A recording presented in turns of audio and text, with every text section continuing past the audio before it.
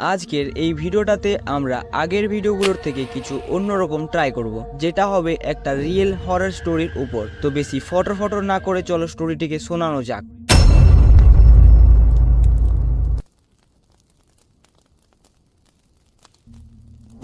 আমার নাম প্রিয়া।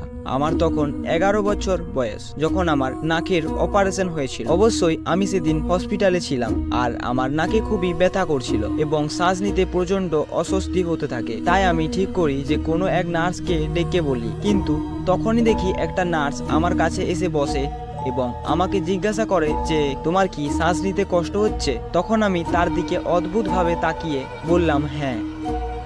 তখন নার্সটি অল্প এসে আমার নাকের ভিতরে কি সব ঘষাঘষি করতে লাগলো। আমি তার কিছুক্ষণ পরই ভালোভাবে শ্বাস নিতে পারছিলাম, তাই আমি কিছুক্ষণ পরই ঘুমিয়ে যাই।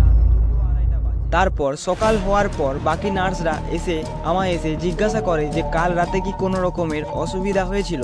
তখন আমি তাদের বলি হ্যাঁ, কিন্তু কাল রাতে একটা নার্স এসে আমার সেই সমস্যার সমাধান করেছিল। সেই কথাটা বলা মাত্রই আমার সামনের নার্সরা অবাক হয়ে যায়, কারণ তারা বলে যে কাল রাতে তো আমাদের মধ্যে কেউই আসেনি। কিন্তু আমি তাদের বারবার বলতে থাকি যে না, কাল আপনাদের মধ্যে কেউ এসেছিল এবং আমার নাকের ব্যথাটি ঠিক করে দিয়ে গেছিল।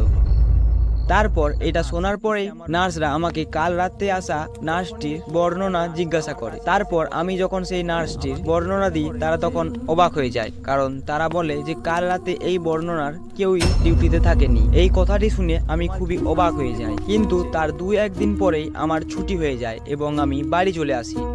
কিন্তু বাড়ি আসার পর থেকে আমার খুবই জ্বর হয় এবং মাথা ব্যথা করতে থাকে, কিন্তু সেইগুলো কিছুদিন পরেই সেরে গিয়েছিল। তারপর আমি সেই রাতের কথা ভাবতে থাকি যে সেই রাতে কে এসেছিল আর কে আমাকে শ্বাস নিতে সাহায্য করেছিল। তো